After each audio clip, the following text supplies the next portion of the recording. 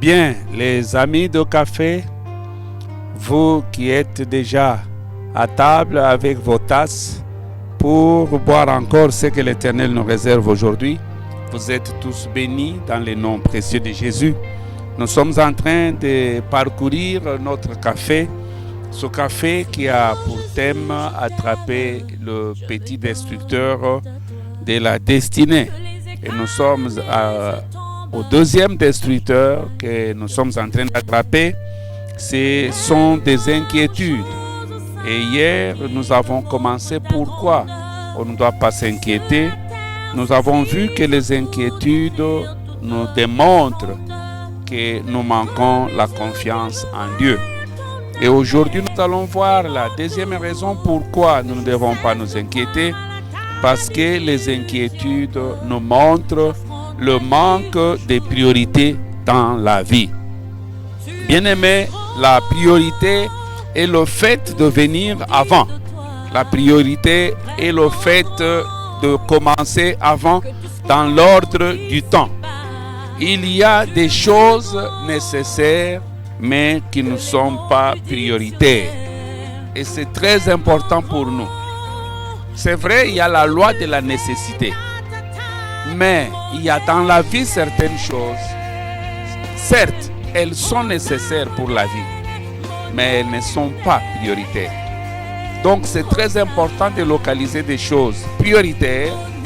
Et lorsque vous connaissez que la chose que je devais faire, c'est celle que je suis en train de faire ou c'est celle que je n'ai pas encore fait, pourquoi m'inquiéter?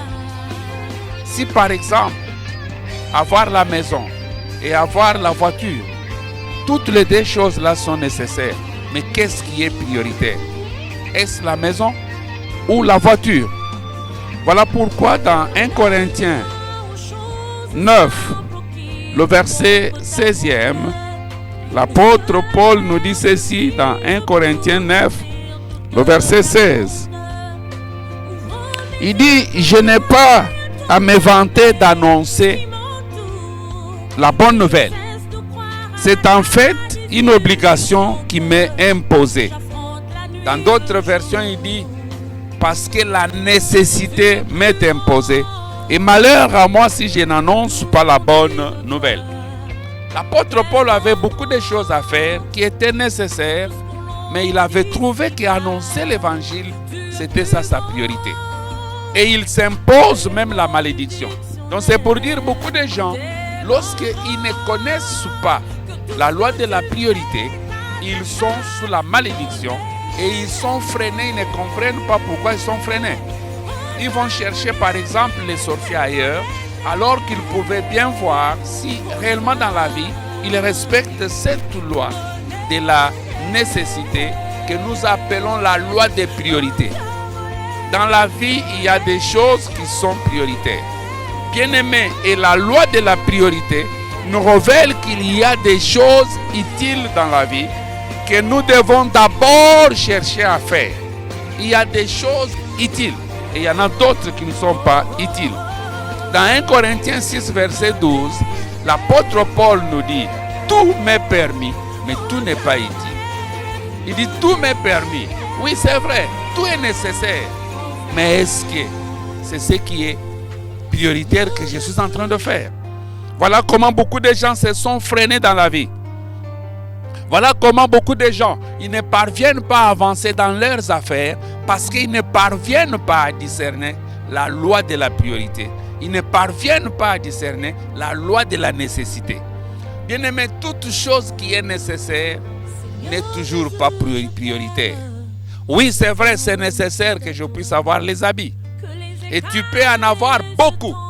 Mais est-ce que c'est prioritaire?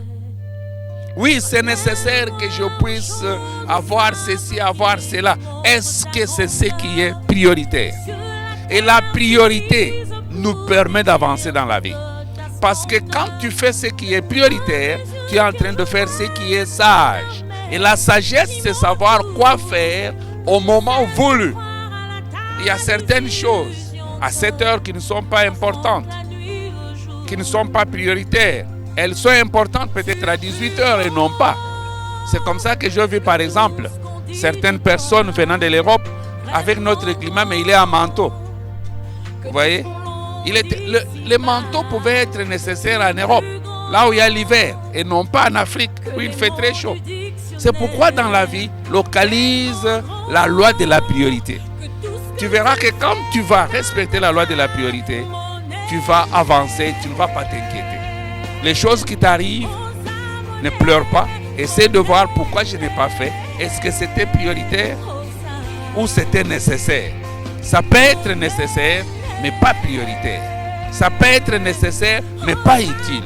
C'est pourquoi l'apôtre Paul dit, tout m'est permis, mais tout n'est pas utile. Tout est nécessaire, oui, mais tout n'est pas prioritaire. Que le Seigneur vous bénisse. Nous sommes très contents d'être avec vous. Demain, sur la même chaîne ou sur le même réseau. Et surtout, n'oubliez pas, bien-aimés, de vous abonner. Particulièrement, vous abonner. Et quand vous nous suivez en direct, cliquez sur cloche pour que nous soyons informés que oui, effectivement, il y a quelqu'un qui nous suit quelque part.